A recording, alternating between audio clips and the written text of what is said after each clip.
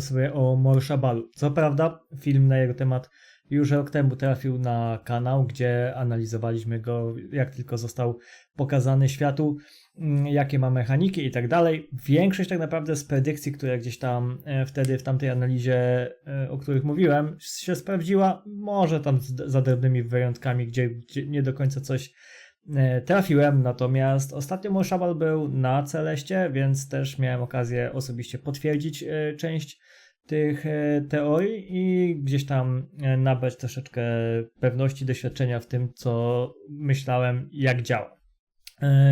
Co prawda, niestety u nas Morshabal się nie udał, nie zabiliśmy go ostatecznie, dlatego że zebraliśmy bardzo dużo neutralnych osób, natomiast Gildia Little Hero wraz z osobami z Hunted listy po prostu przeszkadzała w tym Morshabalu i sprawiała, że po prostu utrudniała nam jego bicie. Prawdopodobnie gdybyśmy się uparli i tak byśmy go zabili, natomiast przyszło bardzo dużo neutralnych graczy. Na Morshabalu było, myślę, jakieś 200-250 osób, no i podejrzewam, że raz, że mieli dużo mniejsze levele, no bo dużo neutralnych osób miało znacznie mniejsze levele niż my, co za tym idzie, pewnie też byli słabiej spakowani, no bo o ile ja na przykład miałem przy sobie jakieś 300 stone skinów, no to podejrzewam, że tacy 400-500 magowie tylu przy sobie nie mieli i chcieliśmy po prostu uniknąć tego, że przez to, że ci enemy nam przeszkadzali, mogłoby paść bardzo dużo neutralnych graczy. Postanowiliśmy po prostu odpuścić, stwierdziliśmy, że lepiej, żeby tego bossa nie zabić, niż żeby padło na przykład 70 czy 100 neutralnych osób, przez to, że kilku głupków postanowiło przeszkadzać serwerowi w tym bossie. Tak naprawdę nas to jakoś specjalnie nie impaktuje, natomiast szkoda, bo dużo osób z mniejszymi levelami mogło sobie raz, że zarobić, dwa, że przy okazji wbić troszkę darmowej bostiarki. Natomiast przejdźmy sobie tak naprawdę do taktyk oraz do mechanik, jakie na tym bossie funkcjonują, ponieważ kilka ich jest, o których należy pamiętać. Zauważyłem, że wiele osób po wejściu do pokoju panikowało. Dlaczego? Otóż przede wszystkim dlatego, że pokój bije sam w sobie. Kiedy jesteśmy w pokoju, dostajemy obrażenia od, powiedzmy, pokoju, tak? Od agonii. Natomiast tylko w momencie, kiedy jesteśmy dalej niż 7 kratek od bossa, wtedy dostaje, albo 8. Wtedy w każdym razie dostajemy obrażenia od agonii, od pokoju, co turę mniej więcej. No i to bardzo dużo osób przez to panikowało, nie do końca było świadomych, co się dzieje. Natomiast ten pokój, tak jak mówię, bije tylko jeśli jesteśmy daleko od bossa, dlatego jak zobaczycie na nagraniu, wszyscy stoimy na jednym staku po prawej stronie i tak naprawdę stojąc na tym staku nie dostajecie żadnych obrażeń tak samo w sobie, bo stoimy za daleko, żeby dostawać obrażenia od bossa, natomiast na tyle blisko, że już nie bije nas pokój. Także to jest coś, o czym warto pamiętać, że jak wchodzimy do pokoju z Morshabalem, musimy być przygotowani na to, że będziemy dostawać obrażenia od pokoju tak długo, dopóki nie ustawimy się w odpowiednim miejscu, w odpowiedniej odległości od bossa, gdzie będziemy po prostu bezpieczni. Jest to taka dość jedna, tak wydaje mi się, najbardziej istotna mechanika, ponieważ, tak jak mówię, bardzo dużo osób zauważyłem, że wpadało w panikę po wejściu w pokoju i kilka osób też przez to zginęło, bo po prostu nie wiedzieli, co się dzieje, zaczynali uciekać, no i dostawali obrażenia, które ich zabijały.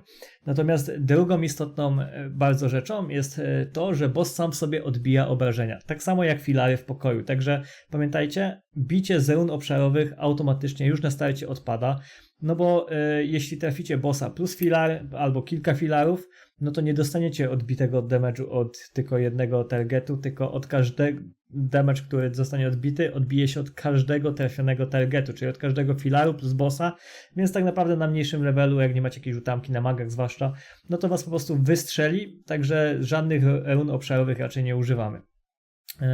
Co więcej, boss odbija taki sam typ obrażeń, jaki mu zadamy, czyli jeśli bijemy z SD-ków, dostajemy obrażenia od śmierci, jeśli bijemy paladynem z boltów, dostajemy obrażenia fizyczne. Natomiast jeśli bijemy z lodu, no to dostajemy obrażenia z lodu i tak dalej. Myślę, że o tym bardzo warto wiedzieć, bo zazwyczaj przede wszystkim ci mniejsi knajci, którzy nie blokują bossa, tylko tak naprawdę chcą tam pomóc, chcą wbić sobie go do bostiarki, rzucają przeważnie icicle, no bo wiadomo, nie każdy knight ma, nawet po odpaleniu potrawki na Magic Level będzie miał 15, żeby używać SDK-ów, więc jeśli bijemy z icicli, no to warto założyć Glacier Amulet, a nie Stone Skina, żeby po prostu jak najmniej tych obrażeń dostawać odbitych z tego lodu, no bo te obrażenia, które są odbite, są spore. O ile w zwykłej formie to powiedzmy gdzieś tam dużo tego nie odbijamy, to w każdej z tych mocniejszych form odbija tego damage'u coraz więcej. Furious Morshabal odbija 10 razy tyle, ile uderzymy, czyli jeśli uderzymy za 1000, dostajemy hita za 10k odbitego, więc takim magiem, jeśli stoicie bez utamki i rzucicie sobie SDK bez Stone Skina, no to prawdopodobnie was wystrzeli, aczkolwiek też warto pamiętać, że każda z wyższych form ma też więcej odporności, więc też słabiej będziemy je bić. Skoro o formach mowa, no to jak pewnie większość już zauważyła, Morshabal ma 3 formy. Zwykłego Morshabala, Enrage oraz Furious. Czym się one od siebie różnią? W zasadzie jest to ten sam boss. Mechanika tu się nie zmienia w ogóle. Różnica jest taka, że każda kolejna forma po prostu odbija większą ilość obrażeń, ma dużo większą odporność na obrażenia, które my mu zadajemy, no i jednocześnie po prostu sam zadaje więcej obrażeń. Jest to po prostu mocniejsza forma bossa. Enraged to jest druga, natomiast trzecia najmocniejsza to jest Furious Morshabal. Myślę, że to jest proste, nie ma tu za bardzo czego drążyć. Natomiast jeśli jesteśmy przy formach, no to co steruje tym, że boss zmienia formę?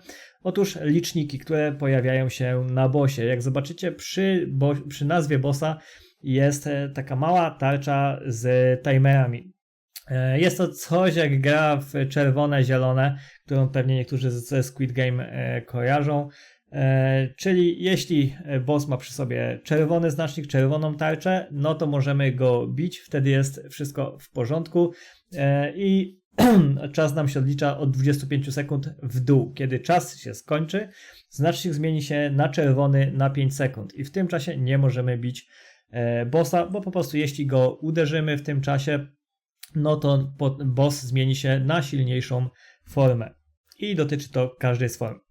Natomiast jeśli już jest w mocniejszej formie i zrobimy wszystko w porządku, czyli nie uderzymy go na czerwonym znaczniku, powinien on wrócić do swojej formy niższej. Jeśli jest Furious, no to do Enraged'a, natomiast z Enraged'a już do zwykłego Morshabala. I tak naprawdę na tym polega całe bicie Morsha, że patrzymy na znaczniki i jeśli mamy znacznik zielony, no to pompujemy tyle damage'u w tego bossa, ile tylko się da. Natomiast jeśli znacznik zmienia się na czerwony, a wręcz nawet powiedziałbym, jeśli kończy się czas na zielonym znaczniku, przestajemy bić, żeby po prostu boss w trakcie jak ma czerwony znacznik nie dostał obrażeń i nie zmienił się w mocniejszą formę.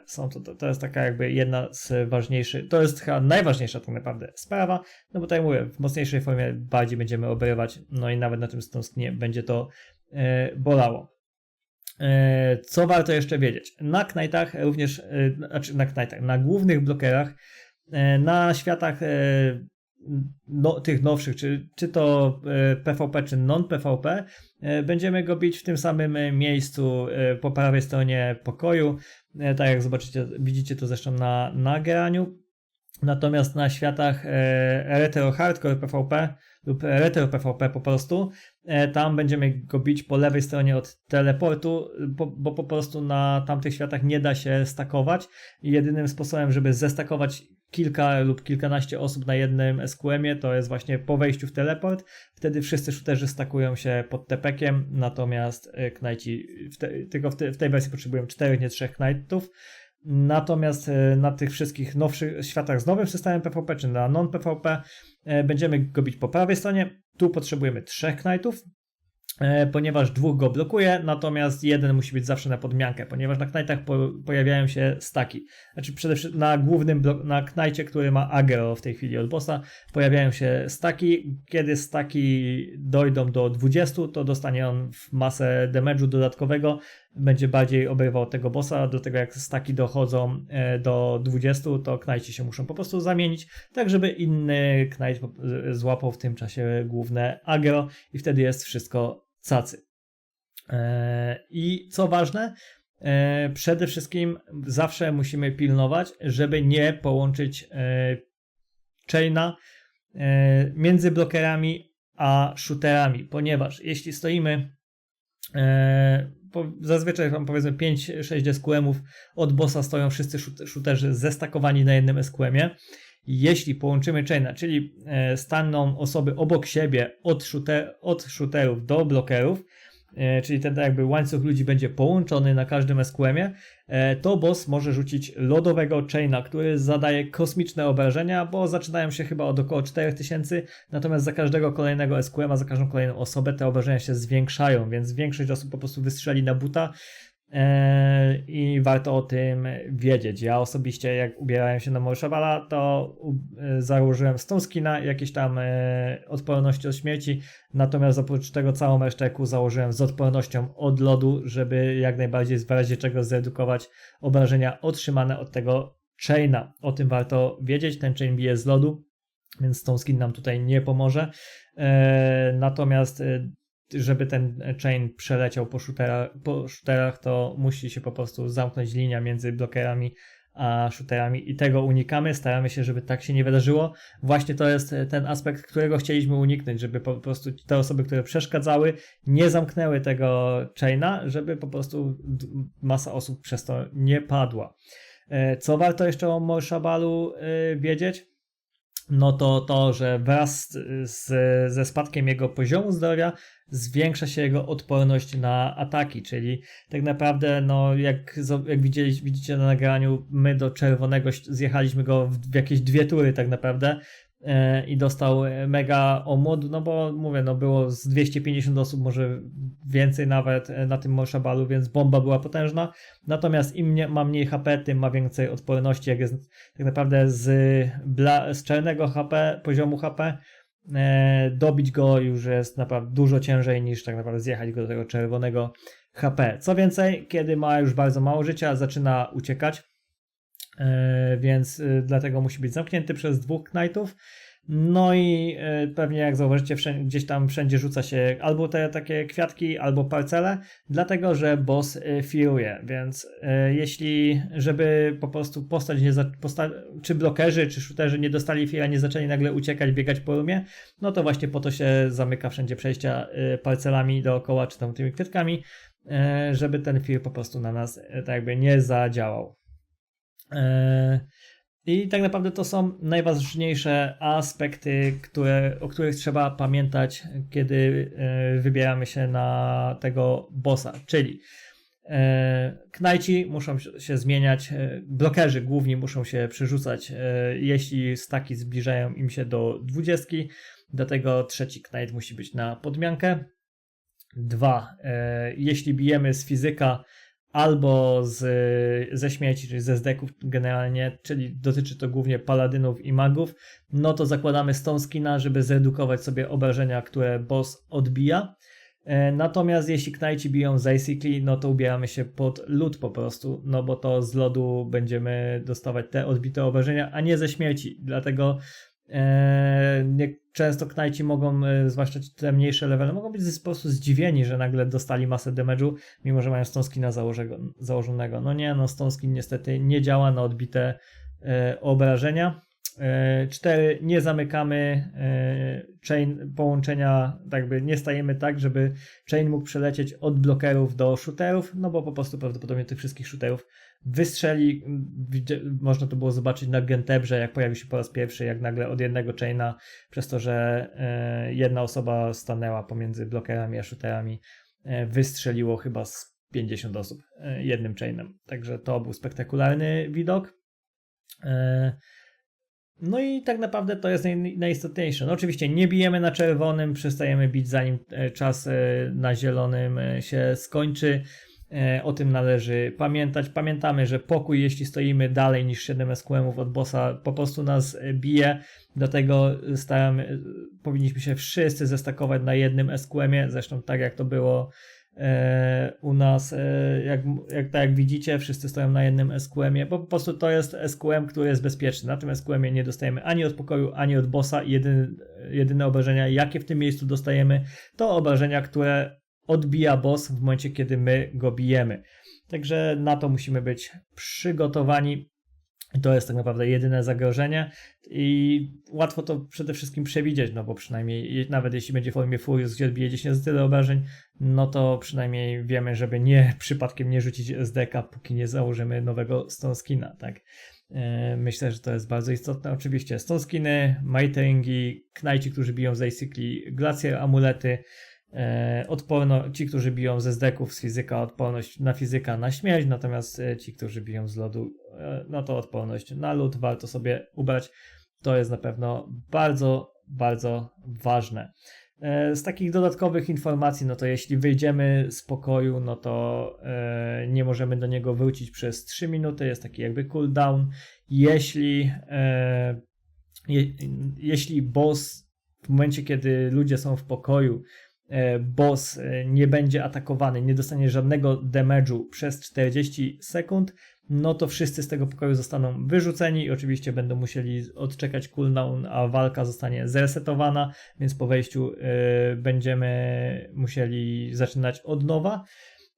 I jeszcze jedna ważna informacja jest taka, że mamy tak jakby timer na zabicie bossa. Timer zaczyna... Nie jestem tutaj do końca pewien, ale wydaje mi się, że timer startuje w momencie, kiedy pierwsza osoba wejdzie do pokoju z bossem, albo jak boss dostanie pierwsze obrażenia. Od tego momentu mamy 30 minut na zabicie bossa. Jeśli w te 30 minut tego bossa nie zabijemy, no to wyleczy on się do fulla. I myślę, że o tym też warto pamiętać, że jeśli coś pójdzie nie tak, no to raczej lepiej sobie zresetować tą walkę wychodząc przez teleport, niż na siłę cisnąć, bo i tak nam się uleczy i tyle, że będzie więcej zwastujemy. No i tak naprawdę to wszystko. No, życzę Wam oczywiście powodzenia w zbijaniu tego bossa na Waszych serwerach. Mam nadzieję, że u Was nie trafiają się takie ulungi jak u nas, którzy przeszkadzają ludziom we wbiciu go do bostiary. No natomiast niestety u nas jest gildia Little Hero oraz jej poplecznicy, którzy po prostu ich głównym obecnie zajęciem jest utrudnianie gry całemu serwerowi i przeszkadzaniu przede wszystkim graczom neutralnym, bo tak naprawdę gildii dominującej nie są w stanie za bardzo w czymkolwiek przeszkodzić, ale taki mamy na Celeście czasami klimat. Nawet jeśli my staramy się zorganizować coś dla serwera, no to zawsze znajdzie się ktoś, kto na siłę chce pokazać, że to mu się nie podoba.